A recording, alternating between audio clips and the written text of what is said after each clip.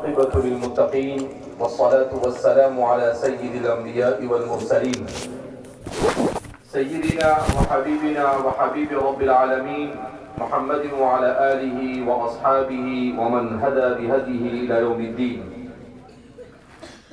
قال الله تبارك وتعالى في كتابه المجيد والفرقان الحميد: فأعوذ بالله من الشيطان الرجيم بسم الله الرحمن الرحيم.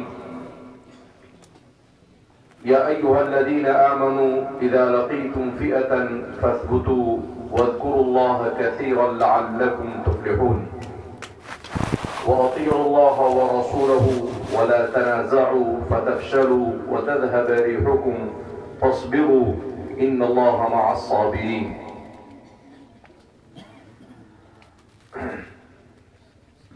سب سے پہلے ہم اس خالق و مالک کا شکر ادا کرتے ہیں جس نے ہمیں بصورت انسان اس دنیا میں وجود بخشا اور جس رب ذوالجلال نے ہمارے مطالبے کے بغیر ہم سب کو ایمان اور اسلام جیسی عظیم نعمت سے مالا مال کیا. جب ایمان اور اسلام جیسی عظیم نعمت ہمیں میسر ہوئی تو ہمارے لیے ضروری ہے کہ ہم اپنی ذمہ داری کو سمجھیں.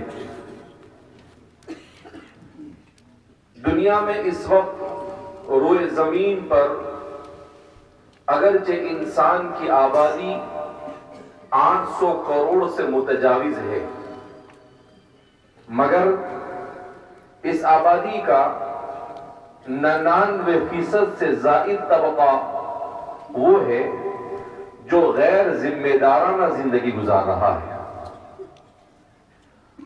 وہ اس دنیا میں تو ہے مگر اسے اس بات کا احساس نہیں کہ اللہ رب العزت نے اسے جب انسان بنا کر اس دنیا میں بھیجا، اس کا مطلب یہ ہے کہ وہ انتہائی عظیم ذمہ داریوں کے ساتھ یہاں پر آیا ہے. جیسے ایک ہوتا ہے ملک کا بادشاہ اور ایک ہوتا ہے ملک کے وہ لوگ جس کو رعایا کہا جاتا ہے اور جنرل پبلک اور عام لوگ کہا جاتا ہے. دونوں میں بڑا فرق ہے اس طور پر کہ بادشاہ جو ہے اس کی ذمہ داریاں بہت زیادہ ہیں. اسے یہ بھی دیکھنا پڑے گا کہ ملک میں کیا چل رہا ہے.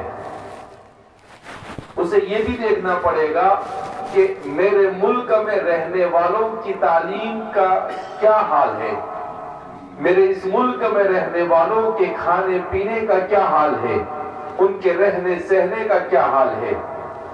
اس کی ذمہ داری یہ بھی ہوگی کہ اس ملک کے تعلقات دوسرے ملک والوں کے ساتھ کس طرح سے بہتر ہو. اس کی ذمہ داری یہ بھی ہوگی کہ ملک کس طرح سے ترقی کرے. اس کی ذمہ داری یہ بھی ہوگی کہ ملک میں تجارت کو اور ملک میں ترقی کے تمام پروجیکٹ کو کس طریقے سے ہینڈل کیا جائے اور کس طریقے سے اسے منظم اور مرتب کیا جائے تاکہ ملک آسانی کے ساتھ اور اسموتھلی چلتا بھی رہے اور ترقی بھی کرتا رہے. اور جو عام پبلک ہے اس کا کام کیا ہے؟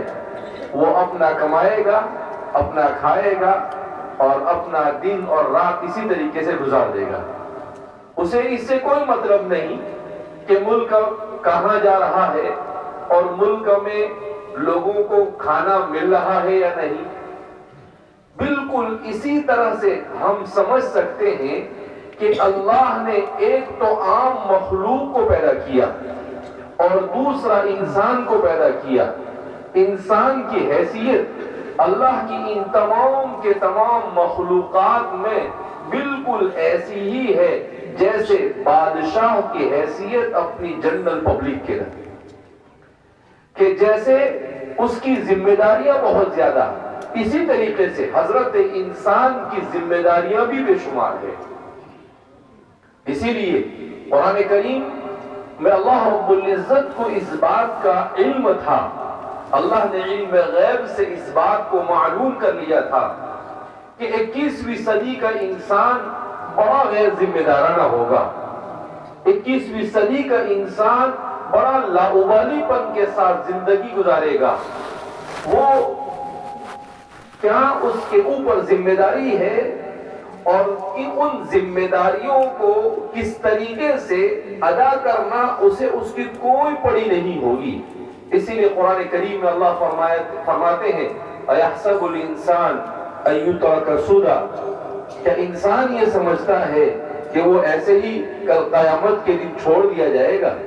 کہا نہیں، ہم نے اسے اشرف المخلوقات بنایا، اسے بے شمار نعمتوں کے ساتھ اور بے شمار ذمہ داریوں کے ساتھ اور اسے کامیابی کے تمام مواقع فراہم کر کر اس دنیا کے اندر میں ہم نے اسے زندگی دے کر بھیجا اور اسے صلاحیتیں عطا کی، اسے عقل عطا کیا، اسے علم عطا کیا، اس کی ہدایت کے لیے انبیاء کو بھیجا، اس کی ہدایت کے لیے کتابوں کو نازل کیا، اس کی ہدایت کے لیے مدارس اور اسکولوں اور کالجوں کے نظام کو جاری کیا، اس کو صحیح طور پر زندگی گزارنے کے لیے بے شمار چیزوں کو اللہ رب العزت نے جاری و ساری کیا۔ مگر ان سب کے باوجود بھی اگر انسان اپنی ذمہ داری کو نہیں سمجھتا ہے تو یوں سمجھیے کہ انسان اس دنیا میں بھی گھاٹے میں ہے اور مرنے کے بعد تو اس کا گھاٹا یقینی ہے۔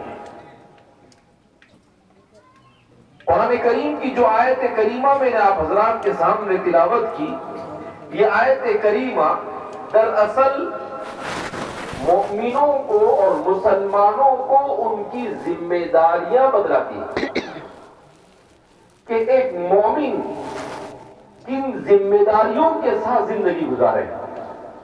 قرآن تو اللہ کی کتاب ہے، اللہ کی وہ کتاب ہے جس کتاب کے مقابلے میں 1400 سال تک انسان کوئی اپنا کلام پیش نہیں کر سکا، اور جس کتاب نے جن حقائق کو بیان کیا ان حقائق کو آج تک کے دنیا پریشان ہے کہ 1400 سال پہلے آنے والی کتاب ایسے حقائق کو اتنے مضبوط اور ٹھوس انداز میں کیسے بیان کر سکتی ہے جن حقائق کو آج 1400 سال کے بعد سائنس کو تسلیم کرنے پر مجبور ہونا پڑ رہا ہے۔ قرآن کریم کی عظمت کے اوپر ایک کتاب کے مطالعے کے دوران ایک عجیب بات میں نے اس میں پڑھی کہ ٹائمز آف انڈیا میں ایک مضمون شائع ہوا، اور اس مضمون میں آج سے 25-30 سال پہلے یہ لکھا گیا کہ قرآن کریم میں اللہ رب العزت کیا فرماتے ہیں۔ ٹائمز آف انڈیا نے تو صرف یہ شائع کیا کہ برٹش کی کسی یونیورسٹی نے سائنس اور ٹیکنالوجی کے 60 اس کے ڈپارٹمنٹ کے ایکسپرٹ لوگوں کو جمع کیا، اور ان کو جمع کرنے کے بعد انہیں ذمہ داری دی کہ آپ 1 سال یا 2 سال کا یہ پروجیکٹ ہے، آپ جس علم سے تعلق رکھتے ہو اس علم میں آپ نے کتنی ترقی کی اور کتنی ترقی کرنا باقی ہے، کون سی چیز ابھی جہالت میں ہے اور کون سی چیز علم تک آپ پہنچ سکے ہو، کہاں اس کا بایو ڈیٹا ہمارے سامنے پیش کرو۔ فرماتے ہیں 2 سال کی محنت 60 ایکسپرٹ لوگوں نے جب وہاں پر پیش کیا تو انہوں نے اس بات کا اعتراف کیا کہ ہم نے اپنے فیلڈ میں آج تک چاہے اس کو 5000 سال ہوئے ہو، چاہے 3000 سال ہوئے ہو، چاہے 2000 سال ہوئے ہو، چاہے 500 سال ہوئے ہو، ساری محنتوں کو جب ہم نے دیکھا تو دیکھنے کے بعد ہم اس نتیجے پر پہنچے کہ اب تک کہ ہم اپنے میدان میں 5 سے 10% بھی ترقی نہیں کر سکے۔ تو انہوں نے ایک کتاب شائع کی، ان سارے لوگوں کے جو آرٹیکل لکھے اس کی کتاب شائع کی، اور اس کتاب کا نام رکھا قاموس الجہال، جہالت کا انسائکلوپیڈیا۔ قرآن کریم نے اس حقیقت کی طرف اشارہ کیا، وَمَا أُوتِيتُم مِّنَ الْعِلْمِ إِلَّا قَلِيلًا، تمہیں جو بھی علم دیا گیا ہے وہ تھوڑا سا ہے۔ اب قرآن کریم کے اس تھوڑے سے علم کو قرآن نے اس کو چھوٹی سی آیت میں بیان کر دیا۔ اس کے لیے ان کے 60 ایکسپرٹ لوگوں کو کتنے دن تک؟ 700 دن تک کی محنت کرنی پڑی، جب جا کر انہیں اس بات کا اعتراف کرنا پڑا کہ ہم جس فیلڈ میں کام کر رہے ہیں اس میں ہم کوئی ترقی کر سکے نہیں۔ تو یہ اللہ کی کتاب ہے، اس میں لکھا تھا کہ سائنس کے میدان، پولیٹکس کے میدان میں، سیاست کے میدان میں انسان 5000 سال سے محنت کر رہا ہے۔ کتنے سال سے؟ 5000 سال۔ مگر آج تک کے وہ پولیٹکس کے بنیادی اور فنڈامنٹل بنیادی جو اصول ہے اس کو بھی وہ فراہم نہیں کر سکا، اسے بھی وہ اب تک کے انسان کے سامنے انسان پیش نہیں کر سکا۔ کہا جس کو جمہوریت کہا جاتا ہے کہ عوام کی حکومت، عوام کے ذریعے، عوام کے نام، کہا یہ بھی ایک قسم کا دھوکہ ہے، ورنہ حقیقت میں اس میں بھی یہ لوگ کامیاب ہے نہیں۔ تو کہا 5000 سال کی محنت کے بعد بھی وہ اس کی بنیادوں کو فراہم نہیں کر سکے۔ تو اللہ رب العزت نے جو کتاب ہمیں عطا کی ہے، یہ کتاب انتہائی قیمتی کتاب ہے۔ ایک نو مسلم انگریز جب اسلام میں داخل ہوئے تو ان سے کسی نے پوچھا کہ آپ اسلام میں کیوں داخل ہوئے؟ تو انہوں نے کہا میں نے جب قرآن کریم کو پڑھا تو قرآن کو پڑھنے کے بعد میں حیرت میں مبتلا ہو گیا کہ کیسی کتاب ہے۔ یہ کتاب تو ایسی ہے کہ اگر مردے کو پڑھا جائے تو مردہ زندہ ہو جائے۔ یہ کتاب تو ایسی ہے کہ اگر کوئی جاننے والا اس کتاب کو پڑھے تو اس کتاب کے ذریعے سے وہ روحانی اور عقلی اعتبار سے وہ منزلیں طے کر سکتا ہے جن منزلوں کو طے کرنے کے لیے انسان کو ہزاروں سال چاہیے۔ اس کتاب کی مدد سے وہ منٹوں اور سیکنڈوں کے اندر میں ایسی ایسی منزلوں کو طے کر سکتا ہے جس کا انسان اندازہ بھی نہیں لگا سکتا ہے۔ تو ایسی مقدس کتاب اللہ نے عطا کی۔ اس کتاب کی آیت کریمہ، اس کو میں آپ کو سمجھانے کی کوشش کرتا ہوں کہ اس آیت کریمہ میں مؤمنوں کی ذمہ داری کو بیان کیا گیا۔ کون سے وقت میں؟ جب مومن کا مقابلہ کسی دوسری قوم کے ساتھ ہو رہا ہو، ایسے سچویشن میں مومن کو کیسے زندگی گزارنی چاہیے، کن ذمہ داریوں کے ساتھ مومن کو زندگی گزارنی چاہیے۔ اس میں سب سے پہلے اللہ نے کہا یا ایھا الذین آمنو، اے ایمان والو، کہ سب سے پہلے اپنی نعمت ایمان پر اللہ کا شکر ادا کرنا چاہیے۔ دوسرے نمبر پر اذا لقیتم فئۃ، جب تمہاری ملاقات، تمہاری مدبھیڑ، تمہارا مقابلہ اور تمہارا کمپیریزن یہ کسی ایسی قوم کے ساتھ ہو جائے، کسی قوم کے ساتھ ہو جائے، مگر قربان جائیے اللہ کی کتاب پر کہ اللہ اپنی اس کتاب میں سامنے والے کے لیے فئۃن کا لفظ استعمال کرتے ہیں، اور فئۃن کہا جاتا ہے چھوٹی جماعت کو۔ اللہ رب العزت نے اس کے ذریعے سے یہ بتلایا کہ مومن جب وہ اللہ پر ایمان لے آیا اور اس نے اللہ کو اپنا سب کچھ حوالے کر دیا، تو دنیا کی کتنی بھی بڑی طاقت ہو، دنیا کی کتنی بھی بڑی جماعت ہو، وہ ایک چھوٹی سی جماعت سے زیادہ کی حیثیت نہیں رکھتی اس کی نظر میں، اس لیے کہ اس کے لیے تو اللہ ہے، اور وہ ہر اذان میں کہتا ہے اللہ اکبر من کل شیء، اللہ ہر چیز سے بڑا ہے۔ اب جو وہ نماز میں کتنی مرتبہ کہتا ہے اللہ اکبر، وہ اذان میں کتنی مرتبہ کہتا ہے اللہ اکبر، تو اس کی نظر میں دنیا کی ہر چیز ایک ذرے کی حیثیت رکھتی ہے۔ تو کہا کہ مومن کبھی بھی کثرت کو دیکھ کر اور بڑی تعداد کو دیکھ کر اور بڑی طاقت کو دیکھ کر گھبرانا نہیں چاہیے۔ اذا لقیتم فئۃ، وہ یہ تصور کرے یہ تو چھوٹی سی جماعت ہے، ڈرنے کی کیا بات ہے، نا امید ہونے کی کیا بات ہے، خوف کھانے کی کیا بات ہے؟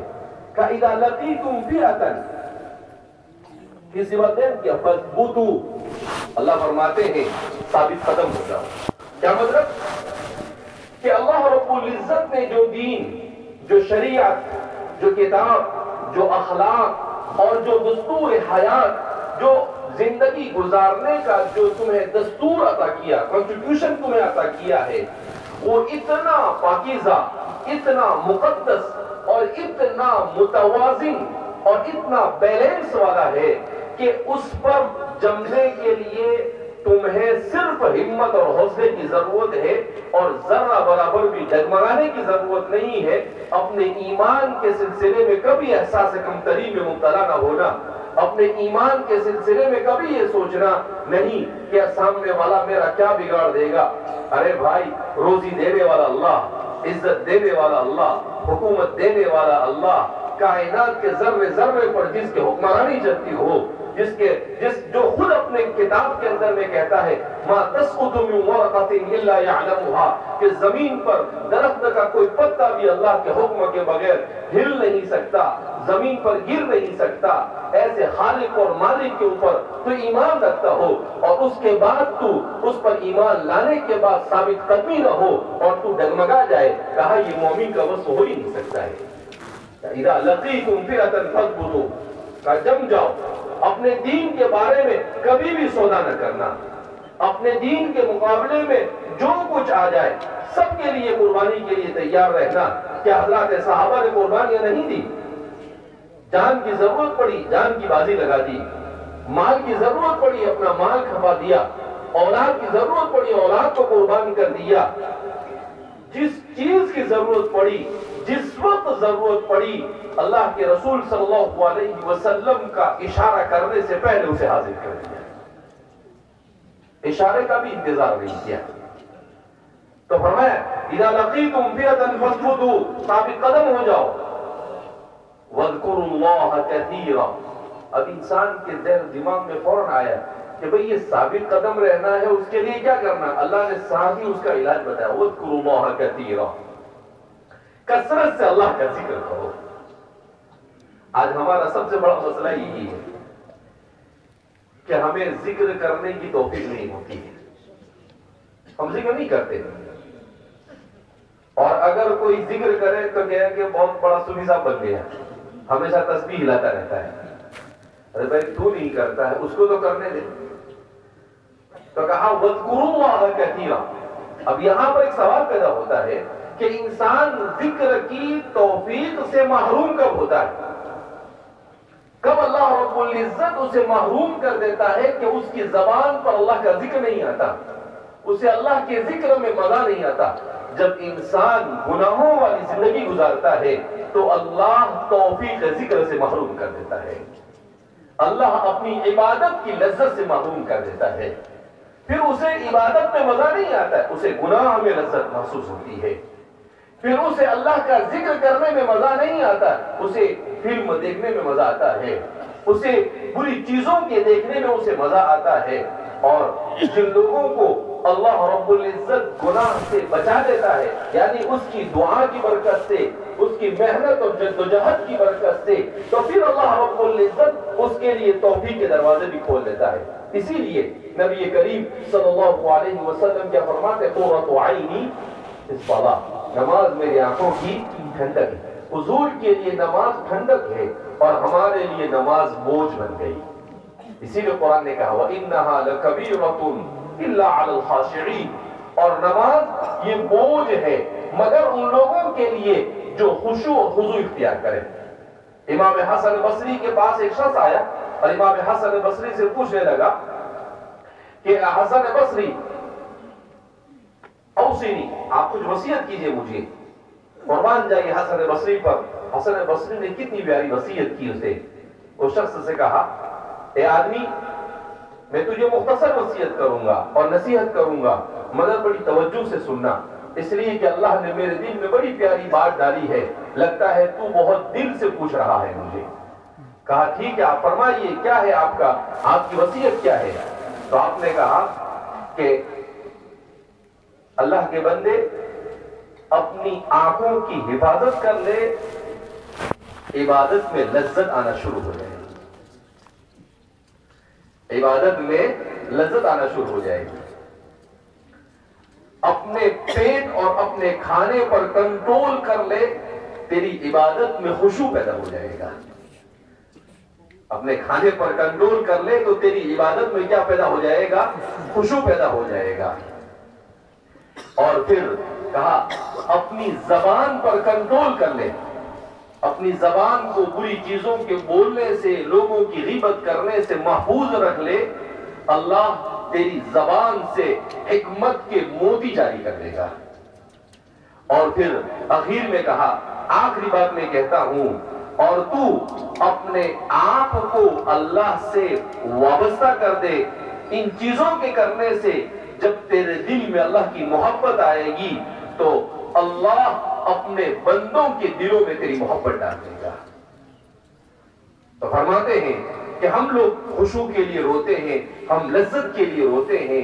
ان اکابرین نے ہمارے قرآن اور حدیث کو ایسے پڑھا، اسے ایسا ہضم کر لیا، اللہ نے ان کی زبان سے حکمت کی باتوں کو جاری کر دیا۔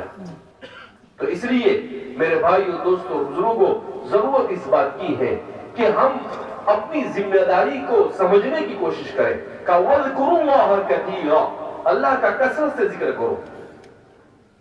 قرآن یہاں پر نقد انعام کا اعلان کرتا ہے لَعَلَّكُمْ تُفْلِحُونَ، حالانکہ انعام سب کام پورا کرنے کے بعد آنا چاہیے، مگر قرآن نے یہی اعلان کیا کہ ذکر کی وجہ سے تمہیں کامیابی دنیا ہی میں ملنا شروع ہو جائے گی۔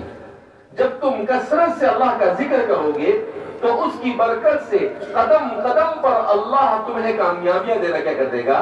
شروع کر دے گا۔ حضرات صحابہ کو قدم قدم پر کامیابی ملی کہ نہیں ملی؟ ملی۔ کیوں؟ اس لیے کہ حضور نے انہیں سکھایا کہ جب اوپر چڑھو تو سبحان اللہ پڑھو، جب نیچے اوپر چڑھو تو اللہ اکبر پڑھو، جب نیچے کی طرف اترو تو سبحان اللہ پڑھو۔ یعنی انہیں یہ تعلیم دی کہ تمہاری زندگی کا ایک سیکنڈ بھی جو لاکھوں من سونے سے زیادہ قیمتی ہے، وہ اللہ کے ذکر سے غفلت کے ساتھ نہیں گزرنا چاہیے۔ اسی لیے تو قرآن کریم نے والعصر، زمانے کی قسم کھائی۔ اللہ کو قسم کھانے کی ضرورت ہے؟ اللہ کو کیا ضرورت ہے؟ ابھی قسم کس چیز کی کھائی جاتی ہے؟ آدمی کہتا ہے نا کہ اللہ کی قسم، کیوں؟ اس لیے کہ اللہ اس کی نگاہ میں بڑے۔ اللہ نے زمانے کی قسم کھائی اور وقت کی اہمیت کو انسان کو سمجھایا کہ انسان تو سمجھ کہ میں سب سے بڑا ہوں، مگر اس کے باوجود تجھے سمجھانے کے لیے میں زمانے کی قسم کھاتا ہوں۔ والعصر، زمانے کی قسم، ان الانسان لفی خسر، سارے کے سارے انسان خسارے میں ہے، الا الذین آمنوا وعملوا الصالحات وتواصوا بالحق وتواصوا بالصبر، صرف 4 قسم کے لوگ وہ ہیں جو خسارے سے بچ جائیں گے۔ ایک تو وہ جو ایمان لائے، دوسرے وہ ہمیشہ عمل صالح کرتے رہے، تیسرے وہ وتواصوا بالحق کی، جو ایک دوسرے کو حق کی بات بتاتے رہے، وتواصوا بالصبر، اور لوگوں کو صبر کی تلقین کرتے رہے۔ کہا جو ہمیشہ ان 4 کاموں میں مشغول رہیں گے، اللہ فرماتے ہیں گویا کہ انہوں نے زمانہ جو اللہ نے جو عمر عطا فرمائی اس عمر کا حق ادا کر دیا۔ امام شافعی رحمۃ اللہ علیہ فرماتے تھے کہ اگر اللہ پورے قرآن کو نہ نازل کرتا اور صرف اتنی ایک سورت بھی نازل کرتا تو انسان کی ہدایت کے لیے کافی تھا۔ والعصر، جس کو اقصر سور القرآن کہا جاتا ہے، قرآن کی سب سے چھوٹی سورت کہا جاتا ہے، کہا اللہ صرف اتنی سورت ہی نازل کر دیتا تو یہ اتنی سورت ہی انسان کی ہدایت کے لیے کیا ہے؟ کافی ہے۔ تو کیوں؟ اس لیے کہ انسان کی زندگی میں سب سے قیمتی چیز اگر کوئی ہو سکتی ہے ایمان اور علم دین کے بعد تو وہ ہے وقت۔ ایمان سے قیمتی تو کوئی چیز نہیں ہو سکتی ہے، ایمان کی کوئی قیمت دنیا کے اندر نہیں۔ اسی لیے اللہ رب العزت نے یہ نظام بنایا کہ ایمان کو اپنے پاس رکھا۔ اللہ نے ایمان کو مارکیٹ میں بیچنے کے لیے نہیں دیا۔ ایک مطلب پھر بھی بک رہا ہے مگر ایمان کہیں نہیں ملے گا۔ انک لا تہدی من احببت ولکن اللہ یہدی من یشاء، اے محمد عربی صلی اللہ علیہ وسلم، آپ کسے چاہے ہدایت نہیں دے سکتے ہدایت کا فیصلہ تو اللہ کے یہاں سے ہوتا ہے. اور اللہ کے یہاں سے ہدایت کا فیصلہ کب ہوتا ہے؟ جب بندے کے دل میں جذبہ ہوتا ہے، جب اس کے اندر میں کڑن ہوتی ہے، اس کو اللہ کی طرف لپکنے کا داعیہ ہوتا ہے، تو اللہ اسے نعمت ایمان سے مالا مال فرماتا ہے. اللہ ایسے ہی ایمان کی نعمت نہیں دیتا ہے. کیوں؟ اگر اللہ اپنی مرضی سے لوگوں کو ایمان دے دیتا اور اپنی مرضی سے کفر دے دیتا تو پھر اللہ کے اوپر ایک الزام آتا کہ بھئی اللہ بھی جنت اور جہنم میں کیوں بھیج رہے ہوں گے.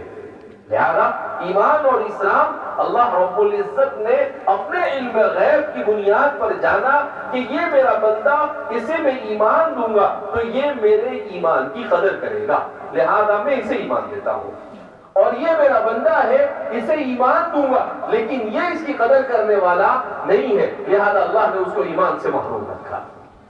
اور وہ کفر اور شرک اور مختلف قسم کے روحانی امراض کے ساتھ پوری زندگی گزار کے دنیا سے کیا ہو جاتا ہے، چلا جاتا ہے. تو بہرحال تو اللہ فرماتے ہیں وَاذْكُرُوا اللَّهَ كَثِيرًا لَعَلَّكُمْ تُفْلِحُونَ. لہذا ہمیں اپنے آپ کو اللہ کے ذکر کا عادی بننا چاہیے. وَأَطِيعُوا اللَّهَ وَرَسُولَهُ، اور اطاعت کرو اللہ کی اور اس کے رسول کی. اور آگے قرآن نے بیان کیا اللہ اور اس کے رسول کی اطاعت کا مطلب کیا؟ قدم قدم پر شریعت کی پیروی کرنا. اور آگے فرماتے ہیں وَلَا تَنَازَعُوا فَتَفْشَلُوا وَتَذْهَبَ رِيحُكُمْ وَاصْبِرُوا، اور آپس میں جھگڑا مت کرو، فَتَفْشَلُوا ورنہ پھسل جاؤ گے، وَتَذْهَبَ رِيحُكُمْ اور تمہاری ہوا اکھڑ جائے گی، فَاصْبِرُوا لہذا صبر سے کام لو. تو فرماتے ہیں یہ وہ نسخہ ہے، وہ ذمہ داریاں ہیں جو اللہ رب العزت نے انسان خاص طور پر مومنوں کو دے کر بھیجا. اب یہ جو آخری میں جو اللہ نے بیان کیا، اس وقت پوری امت مسلمہ اسی کے سامنے جھوج رہی ہے. اللہ فرماتے ہیں مت جھگڑو، اور ہمارے یہاں گھر میں جھگڑا، ہمارے یہاں کمیٹی میں جھگڑا، ہمارے یہاں ہر جگہ پر جھگڑے ہی جھگڑے. اللہ فرماتے ہیں لا تنازعوا فتفشلوا، تمہاری تم پاؤں پھسل جائے گا. جب آپس میں جھگڑو گے تو ظاہر سی بات ہے کہ اللہ رب العزت کی طرف سے تمہاری ہدایت کے فیصلے نہیں ہوں گے. حضرت حکیم الامت مجدد ملت حضرت تھانوی رحمۃ اللہ علیہ فرماتے تھے کہ ہمارے شیخ حاجی امداد اللہ صاحب مہاجر مدنی رحمۃ اللہ علیہ نے ایک موقع پر ایسا ملفوظ بیان کیا کہ میری نظر میں ایسا قیمتی ملفوظ نہ تو اس سے پہلے کبھی گزرا اور نہ اس کے بعد میں نے کبھی کہیں سے سنا اور پڑھا. کہا وہ ملفوظ کیا تھا؟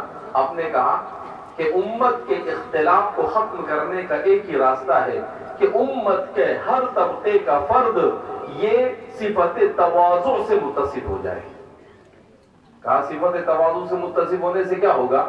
کہا جب امت کا ہر طبقہ اور ہر شخص صفت تواضع سے متصف ہوگا تو وہ ایک دوسرے کی بات کو ماننے کے لیے تیار ہوگا، اور جب ایک دوسرے کی بات کو ماننے کے لیے تیار ہوگا تو اختلاف کم ہوگا یا ختم ہو جائے گا، اور جب اختلاف کم ہوگا تو وہ منظم ہوگا. اور جس دن یہ امت منظم ہو جائے گی دنیا کی کوئی طاقت اس کو عروج سے نہیں روک سکتی. تو اس لیے فرماتے ہیں کہ ضرورت اس بات کی ہے کہ ہم ان چیزوں کو سمجھیں. اب اس وقت ہم 21ویں صدی میں زندگی گزار رہے ہیں. ہمارے سامنے ہمارے بچوں کے ارتداد کا مسئلہ ہے، ہمارے سامنے ہمارے بچوں کی تعلیم کا مسئلہ ہے، ہمارے سامنے ہمارے بچوں کی تربیت کا مسئلہ ہے، ہمارے سامنے امت کے اقتصادی مسائل ہے، امت کے سیاسی مسائل ہے. اب ان تمام مسائل کو کیسے حل کریں؟ ان مسائل کو حل کرنے کا راستہ یہ ہے کہ ہمیں مل جل کر بیٹھ کر سوچنا پڑے گا کہ آخر ہم مدارس تو چلا رہے ہیں مگر ہمارے ان مدارس میں عصری تقاضوں کے مطابق کس قسم کی تبدیلی کی ضرورت ہے کہ ہمارے مدرسے سے نکل کر بچہ اگر وہ نہ تو اپنے دین میں کامیاب ہو پا رہا ہے اور نہ اپنی دنیا میں کامیاب ہو پا رہا ہے تو ہمیں سوچنا ہوگا کہ ہمارے مدارس کا رول کیسا ہونا چاہیے. یہ مدارس صرف مسجد کے امام اور مکتب کے مدرس کے لیے نہیں بنائے گئے بلکہ ان مدارس کو بناتے وقت اس بات کو سامنے رکھا گیا کہ مدارس میں ایسے علماء پیدا ہو جو زندگی کے ہر طبقے میں امت کی صحیح رہنمائی کریں. قیادت اور سیادت اور لیڈرشپ کا پیدا کرنا یہ مقاصد مدارس میں شامل ہے۔ بہت سارے لوگ ہاں مہاں ایک ہی بات کہتے ہیں کہ نہیں مدارس تو صرف اسی کے لیے ہے۔ ارے بھائی اگر صرف دین مقصود تھا تو ہمارے ان مدارس کے اندر میں اس زمانے کی جیومیٹری پڑھائی جاتی تھی، اس زمانے کا علم طب پڑھایا جاتا تھا، ہمارے اس درس نظامی کے اندر میں اس زمانے کی ریاضی پڑھائی جاتی تھی، ہمارے درس نظامی میں فارسی پڑھائی جاتی تھی۔ کیوں؟ اس لیے کہ حکومت کی زبان فارسی تھی، اس لیے پڑھائی جاتی تھی ریاضی، اس لیے کہ بزنس کے لیے اس کی ضرورت پڑ سکتی تھی، اس لیے جیومیٹری پڑھائی جاتی تھی کہ انجینئرنگ کے لیے اس کی ضرورت پڑ سکتی تھی، اس لیے طب پڑھایا جاتا تھا کہ امت کا علاج کرنے کے لیے اس کی ضرورت پڑ سکتی تھی، اس لیے فلسفہ پڑھایا جاتا تھا کہ جو لوگ عقلی راستے سے اسلام پر شکوک و شبہات ہو سکتے ہیں ان کا جواب دینے کے لیے منطق اور فلسفے کی ضرورت پڑ سکتی تھی۔ تو ان تمام کے تمام چیزوں کو پڑھا کر ہر علم کے پیچھے مقاصد پوشیدہ ہوا کرتے تھے۔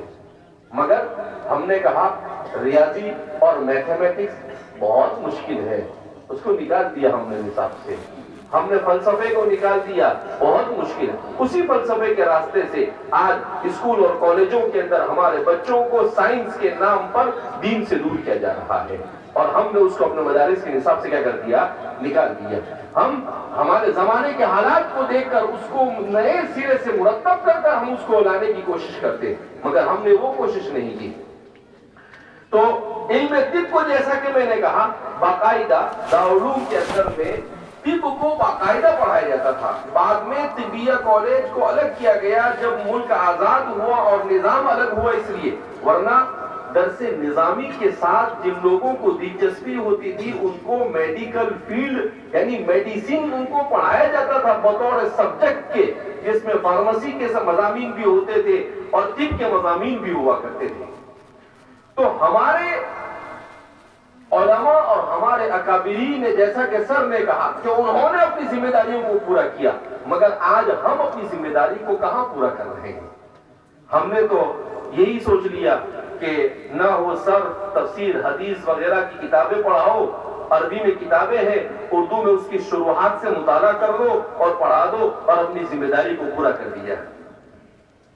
یہ کون سا پڑھانا ہوا؟ اس کے سب ذمہ دار ہیں، ضعف الطالب والمطلوب، پڑھانے والے بھی ذمہ دار، ہمارے مدارس کی چلانے والے بھی ذمہ دار، اور ہمارے پڑھنے والے گویا کہ ان کے ساتھ ایک قسم کی زیادتی ہے کہ ہم انہیں صرف اس طریقے سے کچھ چیزیں سرسری پڑھا دے رہے ہیں، جو پڑھا رہے ہیں اس میں بھی پختگی نہیں، اس کو بھی فن کی حیثیت سے نہیں پڑھا رہے ہیں، ہم اس کو ایسے ہی سرسری پڑھا رہے ہیں، نہ اس کو عربی صحیح ڈھنگ سے آ رہی ہے، نہ اسے قرآن صحیح سمجھ میں آ رہا ہے، نہ اسے بڑا طبقہ ایسا ہوتا ہے وہ ایسے ہی گزاری کے ساتھ وقت اپنا گزار دیتا ہے۔ ہمیں اپنے مدارس کے نظام کو مرتب اور منظم کرنا ہوگا، امت کی ضرورت کے جتنے علوم ہو سکتے ہیں ان علوم کو یہاں پر ہمیں شامل کرنا پڑے، تب جا کر ہم امت کو لیڈر دے سکتے ہیں۔ اس لیے کہ ہمارے اکابرین نے اس بات کی وضاحت کی ہے کہ اگر دین لیڈرشپ کے ساتھ، سیاست کے ساتھ، معیشت کے ساتھ اور سوشل سائنس کے ساتھ جب دین نہیں ہوگا تو وہ چنگیزی کے علاوہ کچھ نہیں کر سکتا۔ آج ہم دیکھ رہے ہیں کہ جو لوگ کرسیوں پر براجمان ہے، جو لوگ بڑے بڑے عہدوں پر بیٹھے ہوئے ہیں، ان کے پاس دین نہیں ہے۔ اس کا نتیجہ کیا ہے؟ کرپشن ہی کرپشن ہے، جس کا نتیجہ کیا ہے؟ ظلم ہی ظلم ہے، جس کا نتیجہ کیا ہے؟ انسانیت کے ساتھ زیادتی ہی زیادتی ہے۔ تو یہ سب کے سب کیوں ہو رہا ہے؟ اس لیے کہ دین کو زندگی کے ہر شعبے سے کاٹ دیا گیا، تو انہوں نے کاٹ دیا۔ ہماری ذمہ داری بنتی ہے کہ ہم ان چیزوں کے ساتھ دین کو جوڑ کر معاشرے کو ایسے لیڈر اور ایسے افراد مہیا کرے کہ اکنومی کی ضرورت ہے، پورے دین کو سامنے رکھ کر اور عصر حاضر کے تقاضوں کو سامنے رکھ کر اکنومی کو سمجھانے والا ہمارا عالم ہونا چاہیے۔ پالیٹکس کی ضرورت ہے، ہمارا عالم ایسا ہونا چاہیے کہ آج کی پالیٹکس کو بھی جانتا ہو اور اسلام سیاسی اعتبار سے کیا کہتا ہے اس کو بھی خوب اچھی طرح سے سمجھ کر لوگوں کے سامنے اسے بیان کرنے والا ہو۔ ہمارے قانون ہے تو اسے معلوم ہونا چاہیے کہ قانون کے بارے میں اسلام کیا کہتا ہے، آج کا ماڈرن قانون کیا ہے، اور دونوں کو کمپیئر کرنے کے بعد وہ لوگوں کے سامنے واضح کر سکتا ہے کہ اسلامی قانون اور آج کے قانون میں کیا فرق ہے۔ مگر ہمارے یہاں پر کمپیٹیٹیو اسٹڈی ختم ہو گئی، اسٹڈی اس کا کوئی، بس ہم نے تو خانہ پوری کے طور پر اسی طریقے سے پڑھنا پڑھانے کا جو نظام بنایا ہے، لہذا اس بنا پر اس پر سنجیدگی کے ساتھ غور کرنے کی ضرورت ہے۔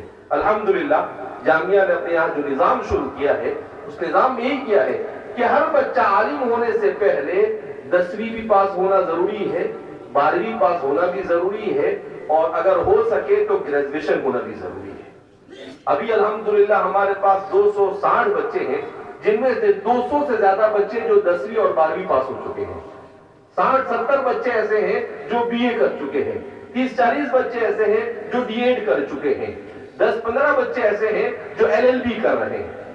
تو یہ ساتھ ہم علماء ہی کو میدان میں آنا پڑے گا، تو ہی ہم امت کی صحیح رہنمائی اور رہبری کر سکتے ہیں۔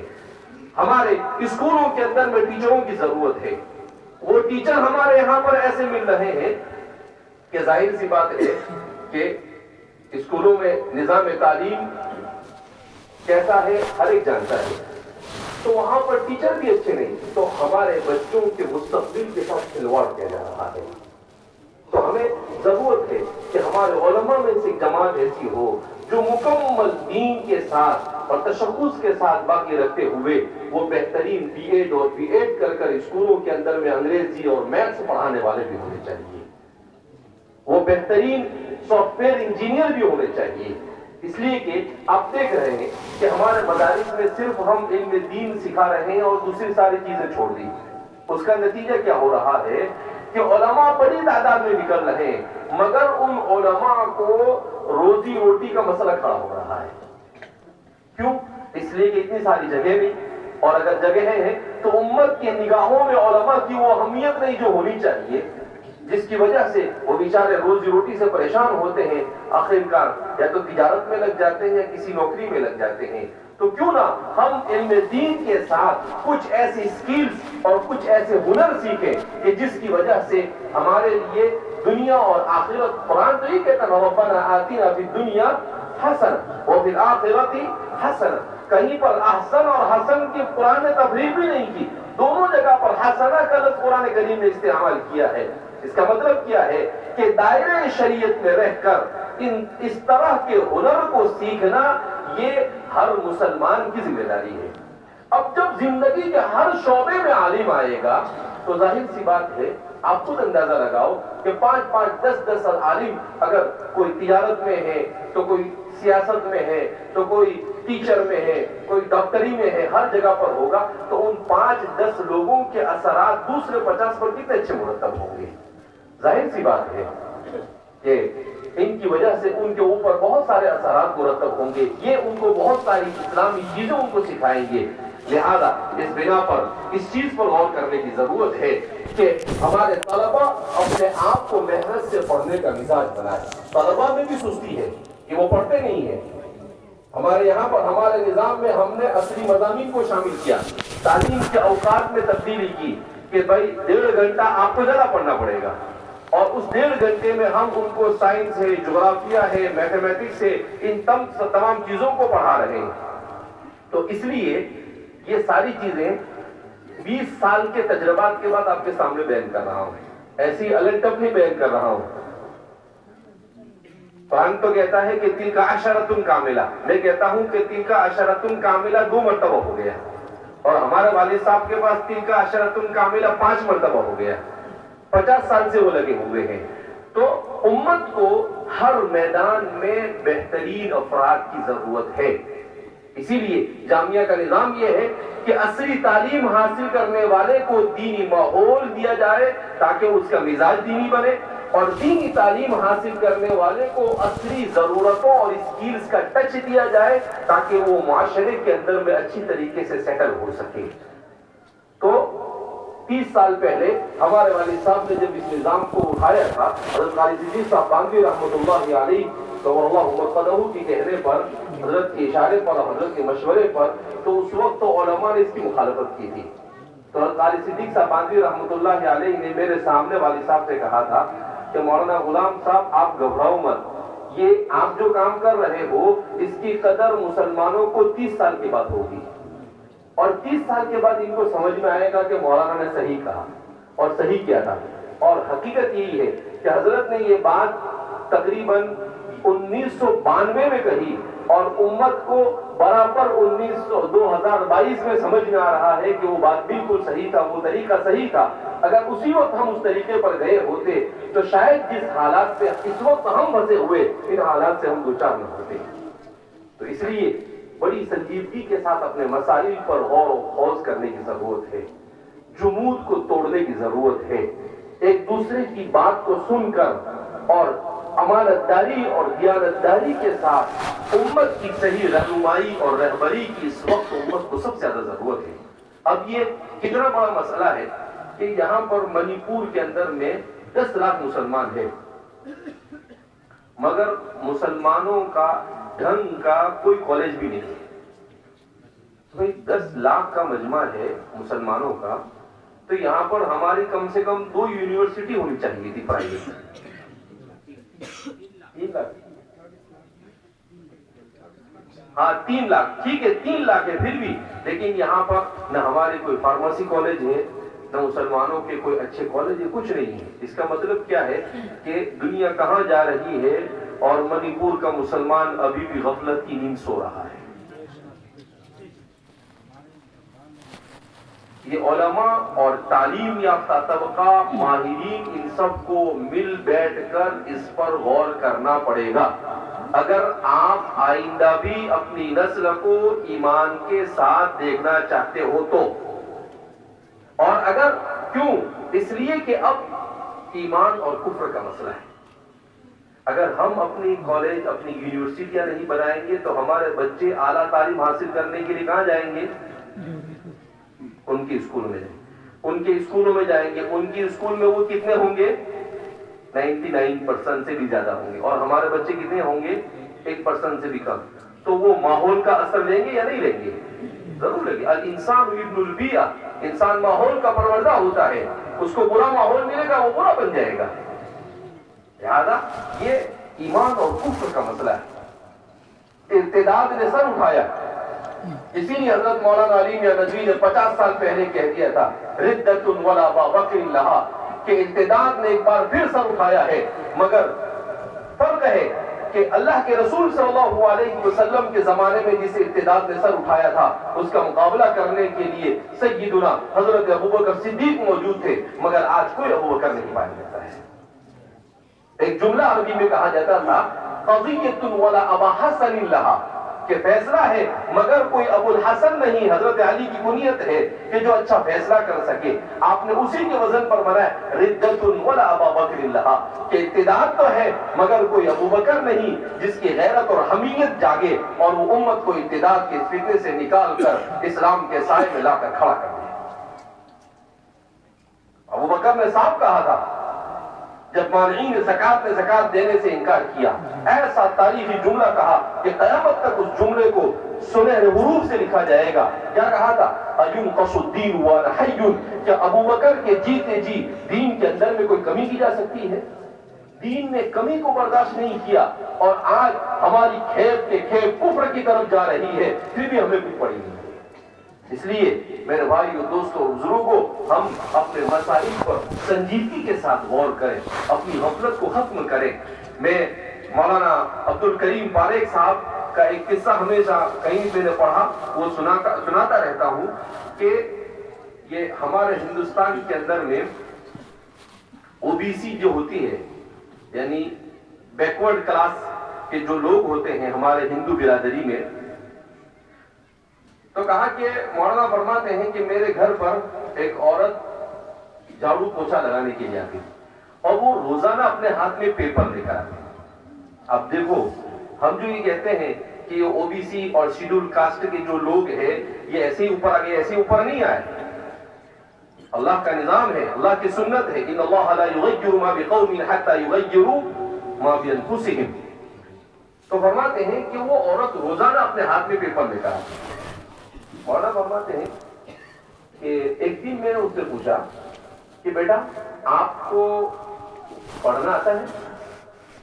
تو اس عورت نے کہا نہیں مجھے پڑھنا نہیں آتا ہے. تو کہا کہ آپ روزانہ پیپر کیوں لاتی ہو؟ اس نے کیسا جملہ کہا اور کیا بات کہی اس نے کہا کہ یہ پیپر میری قوم کے لوگ نکالتے ہیں, یہ 1 روپے کا آتا ہے اور اس میں 25-50 پیسے بچ جاتے ہیں, اور جو پیسے 25-50 پیسے بچ جاتے ہیں اس کو ہمارے نوجوانوں کی تعلیم کے اندر میں خرچ کیے جاتے ہیں.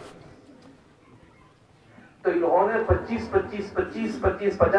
پیسے اپنی قوم سے جمع کیے اور اپنے بچوں کو پڑھایا.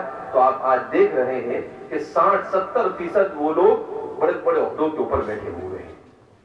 تو اس کے پیچھے ان لوگوں کا منظم نظام, ان لوگوں نے فکر موڑی. تو یہ تو اللہ کا نظام ہے اس دنیا میں کہ جو فکر مندی کے ساتھ, محنت کے ساتھ, پلاننگ کے ساتھ کھڑا ہوگا اللہ اس کو آگے بڑھائے گا, پھر چاہے وہ کوئی بھی ہو. اس لیے ہم مومن ہیں, مومن تو بالکل بیدار مغز ہونا چاہیے. حدیث پاک میں نبی کریم صلی اللہ علیہ وسلم نے ارشاد فرمایا لا يلدغ المؤمن بالجحر مرتين, کہ مومن ایک بل سے 2 مرتبہ نہیں ڈسا جاتا ہے. کیا مطلب؟ ہمارے محدثین فرماتے ہیں اس کا مطلب یہ ہے کہ مومن چوکنا ہوتا ہے, 1 مرتبہ ٹھوکر لگنے کے بعد وہ ایسا چوکنا ہو جاتا ہے کہ دوسری مرتبہ ٹھوکر نہیں لگنی چاہیے اس کو. تو وہ چوکنا ہمیں ہونا چاہیے, مگر الٹا ہو گیا کہ دوسرے لوگ چوکنا ہے اور ہم غفلت کی نیند سو رہے ہیں. بہرحال اللہ رب العزت ہم سب کو, امت مسلمہ کو ان تمام فکروں سے نکلنے کے لیے فکر مند ہونے کی توفیق مرحمت فرمائے.